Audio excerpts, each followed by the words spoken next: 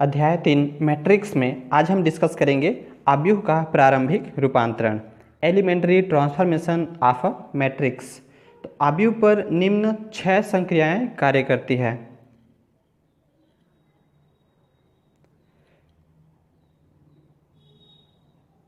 छह संक्रियाएं कार्य करती है, जिसमें से 3 आपका पंक्ति संक्रिया होगा और 3 हमारा स्तंभ संक्रिया होगा।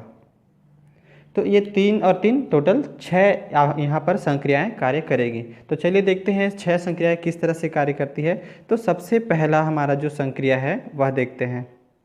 किन्हीं दो पंक्तियों या इस दो स्तंभों की परस्पर अदला बदली, जैसे कि आर आई, इसका हम अदला बदली करेंगे आर जे के साथ, यानी कि आईवी पंक्ति का जेवी पंक्तियों में अदला बदली हम करेंगे। तो ये आपका पहला है। दूसरा होता है किसी भी पंक्ति अथवा स्तंभ के अवयवों को किसी अशून्य राशि से गुणा करना, यानी कि ऐसा हम एग्जाम्पल के रूप में देख सकते हैं कि एक आपका पंक्ति आर आई है, इसमें हम क्या कर सकते हैं, एक राशि यानी कि मान लेते हैं के जो है क्या है यहाँ पर गुणा कर सकते हैं। तो इस प्रकार इसमें गुणा करते हैं। फिर आते हैं तीसरा, किसी पंक्ति अथवा स्तंभ के अवयवों से किसी अन्य पंक्ति अथवा स्तंभ के संगत अवयवों को जिन्हें किसी अदिश से गुणा किया गया है योग करना। तो इसके लिए हम देख सकते हैं जैसे कि एक आपका पंक्ति आ रही है, उसमें हम उसी पंक्ति पे दूसरे पंक्ति के साथ हम के का या उस कोई अदिश राशि का गुणा करेंगे इस प्रकार, और उसको प्लस कर देंगे यानी कि योग कर देंगे। और यही प्रक्रिया हमारे स्तंभों के साथ भी लागू होता है। तो स्तंभ और आपका पंक्ति दोनों एक जैसे हैं। जैसे कि स्तंभ के लिए हम देखें तो सबसे पहला कार्य हमारा क्या होगा कि पहले स्तंभ को हम दूसरे स्तंभ के साथ अदला बदली कर सकते हैं। फिर आते हैं कि आपका जो स्तंभ है उसके साथ हम कोई भी अदिश राशि का गुणा कर सकते हैं। फिर आते हैं तीसरा हमारा बताया गया है कि किसी स्तंभ में हम क्या कर सकते हैं, उस दूसरे स्तंभ में उसको गुणा करके यानी कि कोई अदिश राशि का गुणा कर हम उसमें क्या कर सकते हैं, जोड़ सकते हैं। तो ये हमारे तीनों नियम आपके पंक्ति और स्तंभ तीनों में लागू होता है। तो यहाँ पर आपका मुख्य विशेष रूप से इस प्रश्नावली में आपका यही मुख्य पॉइंट्स है जिसके माध्यम से हम सवालों को हल करेंगे। फिर है व्युत्क्रमणीय आव्यूह। तो हम जो पिछले नियम पढ़े हैं उसके माध्यम से इस प्रकार के जो सवाल आएंगे उसको बनाएंगे। तो व्युत्क्रमणीय आव्यूह क्या होता है, तो एक हमारा एक मान लेते हैं आव्यूह ए है और जो कि n क्रम का एक वर्ग आव्यूह है। तब आव्यूह बी यदि उसका अस्तित्व तो क्या हो, इस प्रकार हो कि ए बी बराबर बी ए बराबर आई।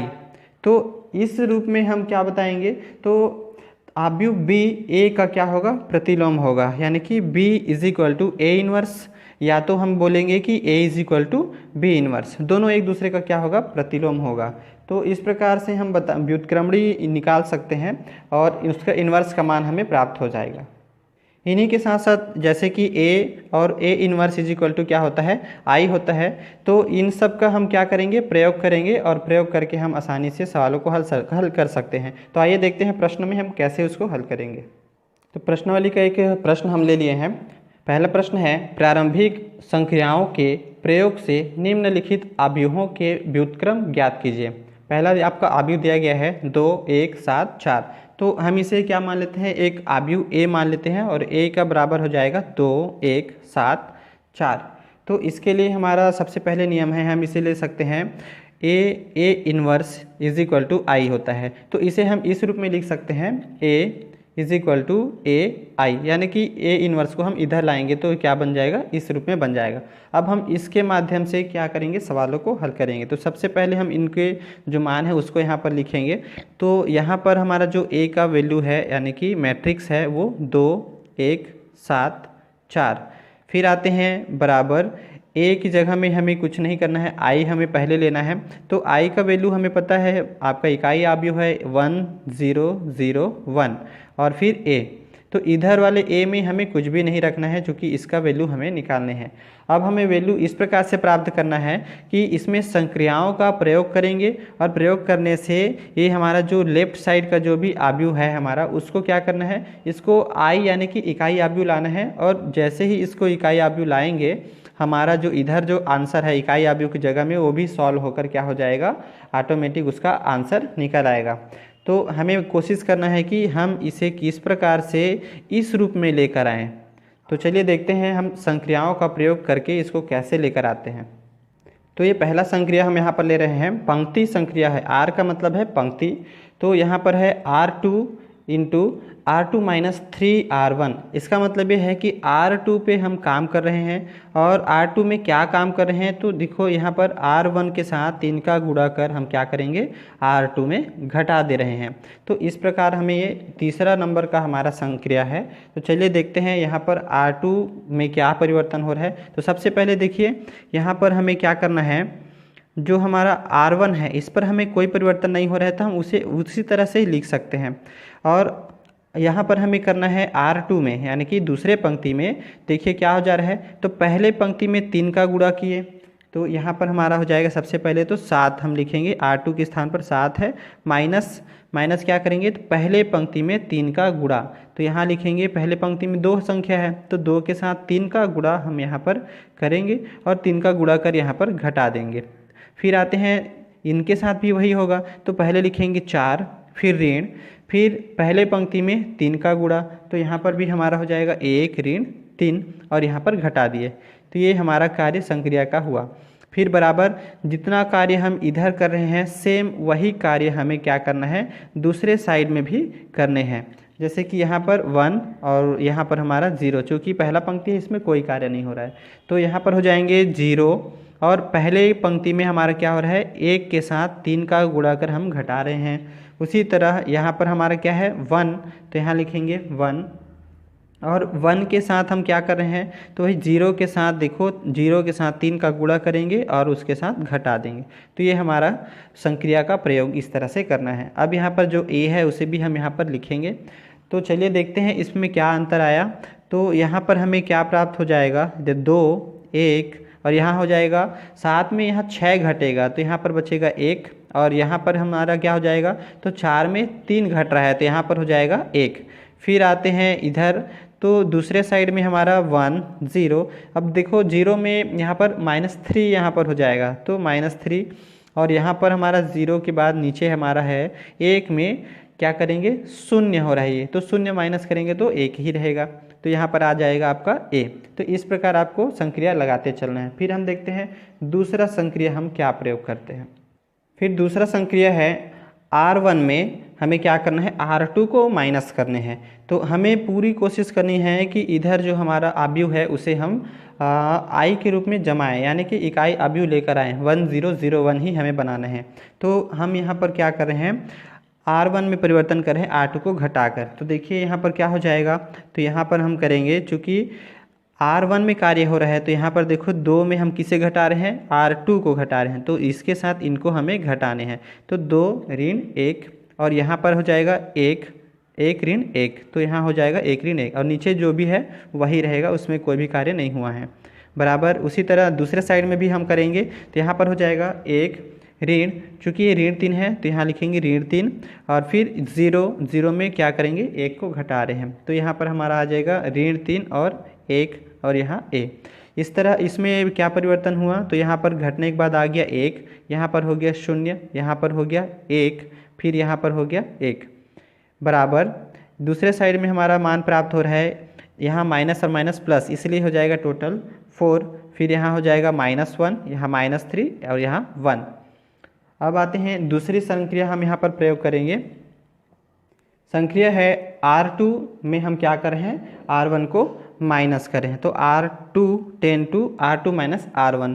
हम संक्रिया का प्रयोग तब तक करेंगे जब तक कि हमें I प्राप्त ना हो जाए यहाँ पर। तो चलिए यहाँ पर इसका प्रयोग करते हैं, तो यहाँ पर हमारा क्या हो जाएगा 1 0, चूँकि हम R2 पर काम कर रहे हैं तो इसमें कोई परिवर्तन नहीं होगा। तो यहाँ पर हम कर रहे हैं 1, चूँकि 1 में R2 में ये R2 है और उसमें R1 को घटा रहे हैं यानी कि R1, तो 1 माइनस 1 और यहाँ पर हमारा हो जाएगा 1 माइनस 0 बराबर इधर प्राप्त हो जाएंगे 4 और यहाँ ऋण 1। अब हमें देखते हैं ऋण 3 में हम क्या कर रहे हैं, तो 4 को घटा रहे हैं यानी कि ऋण 4। उसी तरह 1 में हम क्या कर रहे हैं, तो घटा रहे हैं ऋण 1 और यहाँ पर आपका a दिया हुआ है। तो इस प्रकार हमें यहाँ पर क्या प्राप्त हो जाएगा, देखते हैं, तो यहाँ हो जाएगा 1, यहाँ 0, यहाँ 0 और यहाँ 1। अब इधर देखते हैं यहाँ पर हमें क्या प्राप्त हो रहा है, तो 4 ऋण 1 और यहाँ हो जाएगा ऋण 7 और यहाँ पर हो जा रहा है 2 और बच गया a। तो इस प्रकार हमें देखिए यहाँ पर i का रूप प्राप्त हो गया 1 0 0 1। तो इस प्रकार हम यहाँ पर बता सकते हैं कि इसका इन्वर्स का मान हमें क्या मिल रहा है। इसलिए a इन्वर्स का जो मान है वो हमें प्राप्त हो रहा है 4 ऋण 1 ऋण 7 2। तो ये आपका क्या है, आंसर है। क्योंकि हम यहाँ पर बता सकते हैं कि a inverse is equal to होता है i। तो चूंकि ये आपका a और a हम इसको मान लेते हैं a इन्वर्स और ये हमारा क्या है, i का रूप है। तो इस प्रकार हमें तुलना करने से इससे क्या प्राप्त हो रहा है, a इन्वर्स के स्थान पर ये मान आपका प्राप्त हो रहा है। तो इसी को हम क्या मानेंगे, आपका आंसर और व्युत्क्रमणीय आव्यूह मानेंगे। दूसरा प्रश्न है आव्यूह 2 ऋण 6 1 ऋण 2। तो हम जानते हैं कि a इज इक्वल टू आई ए होता है। तो हम यहाँ पर सीधे मानों को भरेंगे डायरेक्ट। यहाँ पर आपका मान हो जाएगा, a का वैल्यू दिया गया है 2 ऋण 6 1 ऋण 2। क्योंकि इसको हम a मान कर ही चलेंगे, यहाँ पर एक स्टेप हमें लिखना था, a इज इक्वल टू आपका ये मान होता है। तो चलिए आगे चलते हैं। i के स्थान पर हमें क्या लिखना है, तो 1 0 0 1 i का वैल्यू है और यहाँ पर a, यहाँ पर a में कोई भी मान नहीं भरने हैं। अब हमें यहाँ पर संक्रिया लगाना है जिससे कि इधर का जो वैल्यू है वो i प्राप्त हो और इधर सारे वैल्यू जो भी परिवर्तन होगा वो हमारे आंसर होंगे। तो चलिए पहला हम यहाँ पर संक्रिया लगा रहे हैं। संक्रिया इसमें हम कर सकते हैं, देखो 1 को ऊपर ला सकते हैं, चूँकि 1 की आवश्यकता हमें यहाँ पर है। तो यहाँ पर कर सकते हैं R1 पंक्ति को हम यहाँ पर क्या कर सकते हैं, R2 में अदला बदली। ध्यान रखना यहाँ पर इस तरह का निशान लगाते हैं अदला बदली के लिए। तो अदला बदली करने से हमें यहाँ पर क्या प्राप्त हो जाएगा, तो ये जो पंक्ति है वो ऊपर चला जाएगा 1 -2 और ऊपर वाला पंक्ति नीचे आ जाएगा 2 और -6। इस प्रकार यहाँ पर भी हो जाएगा। तो 0 और 1 ऊपर चला जाएगा और 1 और 0 नीचे आ जाएंगे। तो ये परिवर्तन आपका हुआ। फिर हम देखते हैं दूसरी संक्रिया हम यहाँ पर लगा सकते हैं जिससे कि यहाँ पर हमें 0 लाने में परिवर्तन यानी कि मदद मिले। तो संक्रिया का प्रयोग हम कर सकते हैं R2 में R2 - 2R1 यानी कि R1 में 2 का गुणा कर R2 में घटाना। चूँकि R2 में कार्य हो रहा है इसलिए R1 में हमें कोई परिवर्तन नहीं करना है। तो चलिए यहाँ पर देखते हैं। सबसे पहले तो इसका जो वैल्यू है वही रहेगा, तो पहले हम नीचे को कर लेते हैं। तो नीचे हमें क्या करना है, R2 यानी कि R1 में 2 का गुणा कर R2 में घटाना। तो R1 में 2 का गुणा, तो सबसे पहले तो 2 लिखेंगे, फिर -2 इसके स्थान पर 2 है तो 2 फिर माइनस, और इनके यहाँ पर हमें क्या करना है, तो R1 में 2 का गुणा यानी कि 2 गुणित 1।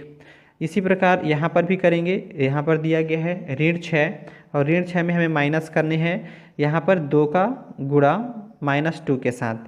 तो इस प्रकार, और ऊपर का जो वैल्यू है हमें वैसे ही लिख देने हैं।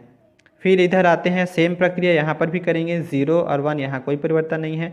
1 में हमें क्या करना है, माइनस करने हैं, 2 का गुणा करना है यहाँ पर, तो 2 गुणित 0। इसी तरह यहाँ पर भी हो जाएगा। तो यहाँ 0 दिया गया है तो 0 माइनस यहाँ पर हो जाएंगे 1 के साथ हमें क्या करना है, 2 का गुणा। तो इस प्रकार हमें यहाँ पर क्या मिल गया, वैल्यू। अब यहाँ पर देखिए कि इसमें क्या मान प्राप्त हो रहा है। तो यहाँ पर हमें प्राप्त हो जाएगा ये 1 और ये -2, और इधर हमें प्राप्त हो जा रहा है 2 में हम 2 को माइनस करेंगे, यहाँ पर 2 आएगा और 2 को माइनस करेंगे तो 0। उसी तरह यहाँ पर ये -6 है और ये +4 यानी कि -2 यहाँ पर आपका प्राप्त होगा। बराबर यहाँ पर हो जाएंगे 0 1 और यहाँ पर हो जाता है 1 -2, और चूँकि ये 2 शून्य के साथ गुणा हो रहा है इसलिए 0 है, तो यहाँ पर परिवर्तन में क्या होगा 1, और यहाँ पर 0 माइनस हो रहा है इसलिए यहाँ पर आ जाएगा 2, चूँकि माइनस में है इसलिए -2 आ जाएगा। तो यहाँ पर बच गया आपका a। अगला संक्रिया है R2 में हम क्या कर रहे हैं, -1/2 का यहाँ पर मल्टीप्लाई कर रहे हैं। मल्टीप्लाई करने से हमें यहाँ पर 0 प्राप्त हो सकता है। तो चलिए इसका मल्टीप्लाई करने से हमें क्या मिलेगा, यहाँ पर 1, यहाँ -2 0 1 इज इक्वल टू यहाँ पर हो जाएगा 0 -½ 1 और 1। तो फिर इसमें आप संक्रिया का प्रयोग करके मल्टीप्लाई करिए। तो अगला संक्रिया हम यहाँ पर लगाएंगे कि यहाँ पर हमें 1 और 1 मिल गया, यहाँ 0 मिल गया, तो इसको भी 0 बनाना है। उसके लिए हम यहाँ पर क्या करेंगे, R2 में 2 का मल्टीप्लाई कर R1 में जोड़ेंगे। तो यहाँ पर हमारा वैल्यू प्राप्त हो जाएगा 1 0 0 1, और यहाँ पर हमें वैल्यू प्राप्त हो जाएगा -1 3 -½ 1 और ये आपका a। इस प्रकार हम यहाँ पर बता सकते हैं कि a इनवर्स का वैल्यू हमें क्या प्राप्त हुआ, तो -1 3 और ½ और यहाँ पर 1। ये हमारा क्या होगा, आंसर होगा। चूँकि हमें पता है कि a इनवर्स = I होता है, तो हम इसकी जब तुलना करेंगे तो ये आपका वैल्यू मिलेगा। यही आपका आंसर होगा।